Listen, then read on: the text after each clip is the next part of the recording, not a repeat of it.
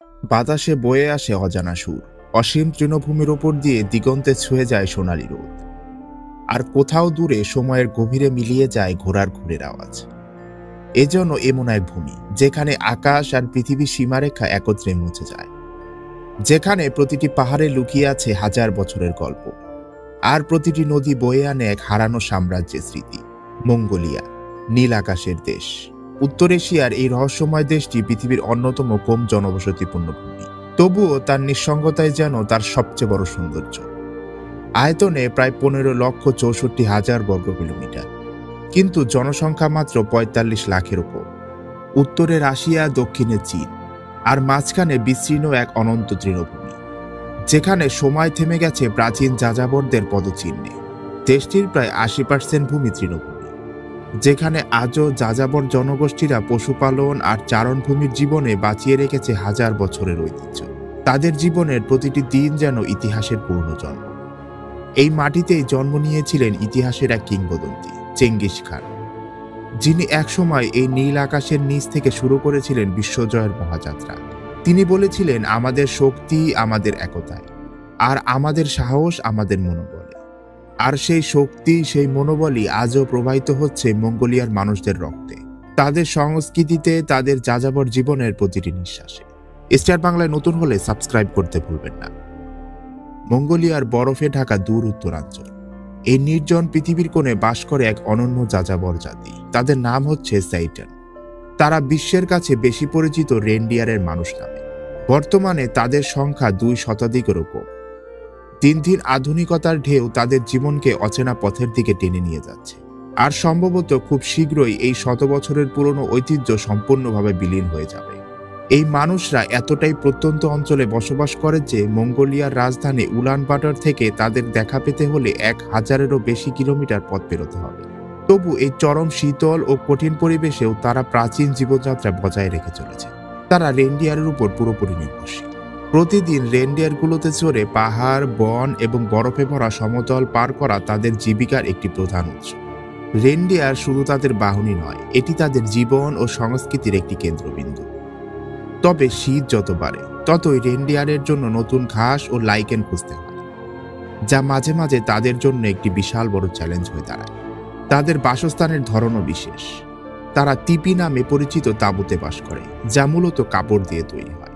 এই তাঁবু তাদের যাত্রাপথে জীবনযাপন সহজ করে, ঠান্ডা থেকে রক্ষা করে এবং একটি স্থায়ী কিন্তু সুরক্ষিত আশ্রয় প্রদান করে।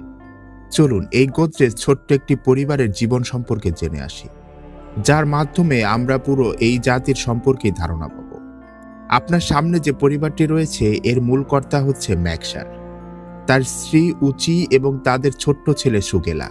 তাদের জীবনের কেন্দ্র কিন্তু এই রেনডিয়ারই। তারা দিনে বনে গিয়ে লাইকেন খুঁজে আনে, আর রাতে সবাই মিলে আগুনের পাশে বসে গল্প করে। তাদের জীবন কঠিন, কিন্তু তারা কখনো অভিযোগ করে না। ম্যাকসার বলেন, আমরা প্রকৃতির মাঝে মুক্তভাবে বাঁচি, এটাই আমাদের সুখ। কিন্তু এখন তাদের জীবনে এক নতুন পরিবর্তন এসেছে, সেটি হচ্ছে শিক্ষা। সরকারের নিয়ম অনুযায়ী 6 বছর বয়সের পর থেকে সব শিশুকে স্কুলে যেতে হয়। এই নতুন নিয়মের ফলে শীত এলেই মা ও সন্তানেরা চলে যায় গ্রামের স্কুলে, আর বাবারা একা এখানে থেকে যায় তাইগার বনাঞ্চলে রেনডিয়ারদের মাঝে। এই বিচ্ছেদ তাদের জন্য কষ্টের। ঐতিহ্য ধরে রাখবে নাকি সন্তানদের নতুন ভবিষ্যৎ দেবে, এই দোটানায় তারা প্রতিদিন লড়ে যাচ্ছে।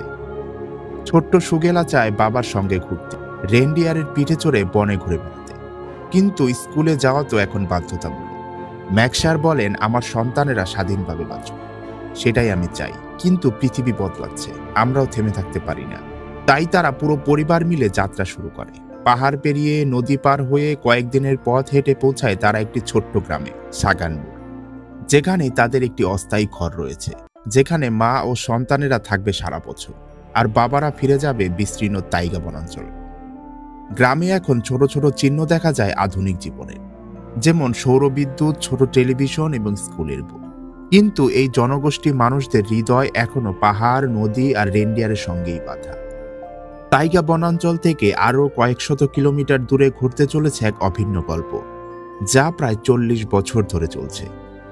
শীত যখন প্রায় শেষের দিকে থাকে, তখন মঙ্গোলিয়ার সমতল ভূমি অচিরেই সবুজে ভরে উঠবে।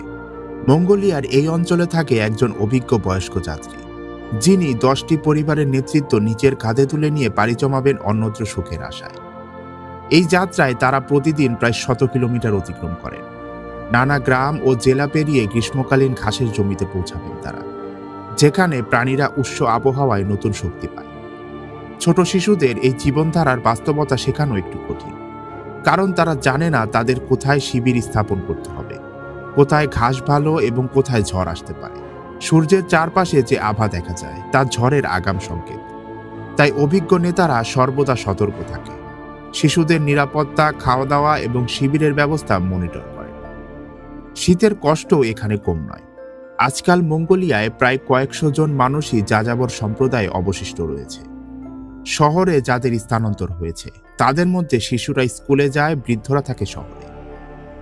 যারা এখনো এই যাযাবর জীবনযাপন করে তাদের জীবন প্রায়শই পশুপাল এবং ঋতুভিত্তিক স্থানান্তরের উপরই নির্ভরশীল।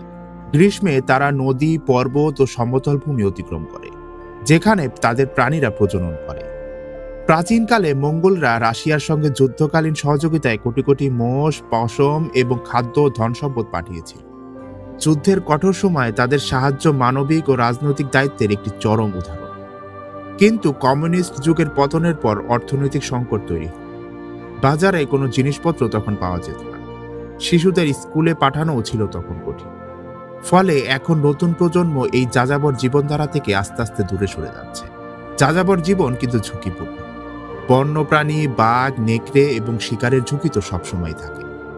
বিশেষ করে নেকড়ে তাদের অপ্রতিরোধ্য শিকারী, যা কখনো কখনো পুরো জনগোষ্ঠীকেই ধ্বংস করে দিতে পারে।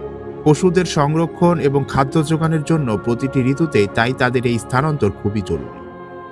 মঙ্গোলিয়ার এই দেশে অবস্থিত ইরু মনস্টারি, যা মঙ্গোলিয়ানদের সবচেয়ে পুরনো বৌদ্ধ মন্দির। এটি বহু শতকের ইতিহাস আজও বহন করে চলছে। একসময় এখানে 60টিরও বেশি মন্দির ছিল, কিন্তু কমিউনিস্ট শাসনের সময় বেশিরভাগই ধ্বংস হয়ে যায়। মনস্টারিতে 60 জন শিশু সন্ন্যাসী থাকে। তারা সকাল থেকে প্রার্থনা করে এবং পাঠশালায় যায়। সাধারণ শিক্ষার সঙ্গে সঙ্গে তারা বৌদ্ধ রীতি এবং আচারও শিখে। ইরু মনস্টারি শুধু ধর্মীয় কেন্দ্রই নয়, এটি মঙ্গোলিয়ার একটি সংস্কৃতি, ইতিহাস এবং মানুষের জীবনের প্রতীক। মঙ্গোলিয়ার ইতিহাসের সবচেয়ে শক্তিশালী ভয়ানক নেতা হচ্ছেন চেঙ্গিস খান, যিনি 1219 সালে চীনের প্রান্ত থেকে শুরু করে পুরো মধ্য এশিয়ায় তার সাম্রাজ্য বিস্তার করেছিলেন। তার প্রকৃত নাম ছিল টেমুজিন, কিন্তু সাহস, কৌশল এবং অদম্য শক্তির কারণে তিনি চেঙ্গিস খান বা বিশ্বের মহারাজা খ্যাতি লাভ করেছিলেন। ছোটবেলায় তিনি পরিবারে ছাপিয়ে পড়া সংকট, ভাই বোনদের মধ্যে দ্বন্দ্ব, স্থানীয় ও প্রভাবশালী গোত্রের সঙ্গে লড়াইয়ের মধ্য দিয়েই বড় হয়েছিলেন। কিন্তু এই সব প্রতিকূলতাই তাকে শক্তিশালী কৌশলী নেতা হিসেবে গড়ে তোলে। চেঙ্গিস খানের নেতৃত্বে মঙ্গোল বাহিনী বিশ্ব ইতিহাসে অপ্রতিরোধ্য হয়ে ওঠে। তিনি কৌশলগত যুদ্ধ ও মনস্তান্ত্রিক প্রয়োগে অসাধারণ ছিলেন। কিন্তু চেঙ্গিস খানের মৃত্যুর পর সবচেয়ে বড় রহস্য শুরু হয়। 1227 সালে মৃত্যুর পর তার কবরের ঠিক অবস্থান আজও অজানা। বিশেষজ্ঞদের মতে চেঙ্গিস খানের দেহকে এমনভাবে লুকানো হয়েছিল যাতে তাকে খুঁজে পাওয়া কোনো মানুষের পক্ষে সম্ভব না হয়। বলা হয় তার সমাধি তৈরির সময় সেই স্থানটি এত গোপনভাবে এবং পুণ্যাক্ষপূর্ণভাবে সাজানো হয়েছিল যে কেবলমাত্র ঈশ্বরই তার অবস্থান জানতেন। কবর খননের পর যেসব মানুষ সমাধির আশেপাশে দিয়ে গিয়েছিল তাদের হত্যা করা হয়েছিল, যাতে কখনো কোনো ছাপ বা প্রমাণ না থাকে। তাছাড়া নদী পথ পরিবর্তন করে সমাধি ঢেকে দেওয়া হয়েছিল। বনাঞ্চল ও পাহাড় দ্বারা কবরকে সম্পূর্ণভাবে আড়াল করা হয়েছিল। কিছু কিংবদন্তিরা বলেছেন সমাধি এমন এক স্থানে লুকানো রয়েছে যেখানে চারপাশে প্রচুর ঝোপঝাড় এবং পাহাড়ি দুর্গম পথ রয়েছে, এবং তা আবিষ্কার করতে গেলে প্রকৃতির প্রতিটি বাধাকে পেরোতে হবে। আমরা আজকের এপিসোডের শুরুতেই জেনেছি মঙ্গোলিয়া বিশ্বের বৃহত্তম দেশের মধ্যে একটি হলেও জনসংখ্যা খুবই কম। দেশের মোট এলাকা প্রায় 1.5 মিলিয়ন বর্গ কিলোমিটার, কিন্তু মানুষ বসবাস করে মাত্র 3.5 মিলিয়ন। ফলে দেশটির ঘনত্ব প্রায় 2 জন প্রতি বর্গ কিলোমিটার, অর্থাৎ প্রায় 99.7% এলাকা পুরোপুরি শূন্য এই মঙ্গোলিয়াতে। তবে এর পেছনে রয়েছে প্রধান কারণ, সেটি হচ্ছে প্রকৃতি ও জীবনধারা। মঙ্গোলিয়ার অধিকাংশ এলাকায় স্টেপ বা মরুভূমি, যেখানে শীত খুবই কঠোর এবং গ্রীষ্ম খুবই গরম। এছাড়াও জলসংকট ও চরম আবহাওয়ার কারণে শহর ও স্থায়ী বসতি গড়ে তোলা এখানে বেশ কঠিন। এছাড়া মঙ্গোলিয়ার ঐতিহ্য নোমাডিক। লোকেরা পশুপালন করে, ঘোড়া চাষ করে এবং ছড়িয়ে ছিটিয়ে জীবনযাপন করে। যা বড় শহর গড়ার সঙ্গে মানায় না। এছাড়াও রাজনৈতিক ও সামাজিক কারণও রয়েছে। চরম আবহাওয়া, নোমাডিক সংস্কৃতি এবং কম জনসংখ্যার কারণে দেশটি ভূমানচিত্রে বড় বড় খালি অংশ আজও দেখা যায়, যা মঙ্গোলিয়াকে অনন্য এবং রহস্যময় করে তুলেছে। আজকের ভিডিওটি আপনার কাছে ইনফরমেটিভ লাগলে অবশ্যই STR বাংলাকে সাবস্ক্রাইব করে রাখুন। দেখা হচ্ছে নতুন এপিসোডে।